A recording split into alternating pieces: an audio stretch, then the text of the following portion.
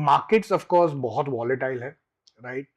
ये जो लास्ट 1-1.5 साल में जो भी चल रहा है, have they, according to you, reached the peak which it was until few years back, and after that we are seeing continuous downfall? One, reasons क्यों है?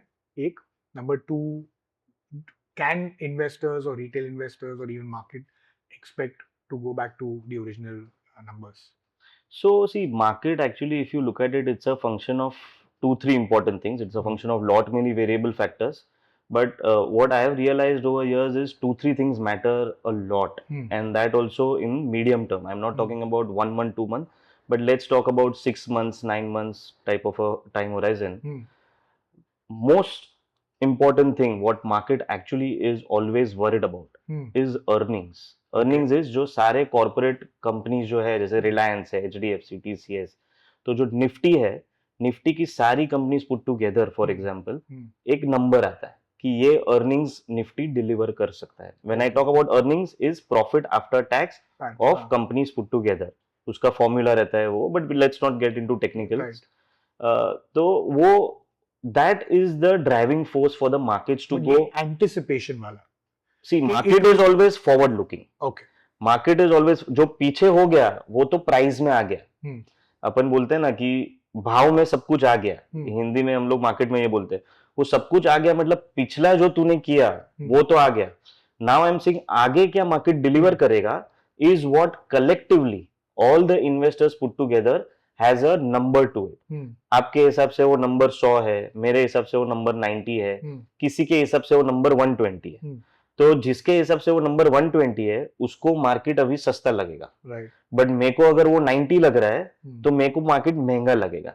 So it's a collective wisdom which decides कि market का level क्या होना चाहिए. Right now the point is कि वो earnings का नंबर काफी कुछ ऊपर नीचे होते रहते हैं. So anyways before that we were talking about the most important factors which influence the market direction. So one is the earnings, second is the overall geopolitical scenario.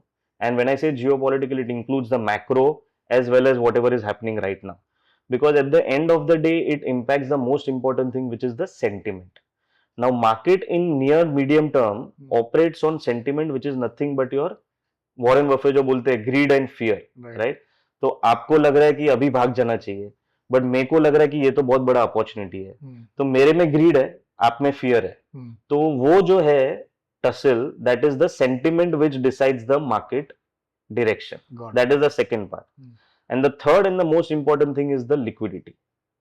अभी कैसा है कि मार्केट में अगर लिक्विडिटी बहुत ज्यादा है, आपके लिक्विडिटी मीनिंग अगर सेंट्रल बैंक्स ने इकोनॉमी में बहुत लिक्विडिटी दी, फेड ने लिक्विडिटी दी, तो इवेंचुअली बैंक्स के पास लिक्विडिटी है, तो बैंक्स समझो लेंडिंग किया या कुछ और तरीके से मार्केट में, I am saying as a whole economy में लिक्विडिटी बढ़ गई. राइट इन इंडिया वी से M3. तो मेरे पास अगर पैसे ज्यादा है तो मैं इवेंचुअली इन्वेस्ट ज्यादा करूंगा, ट्रेड ज्यादा करूंगा. मेरे पास पैसे कहां से ज्यादा है? Because my business was doing well.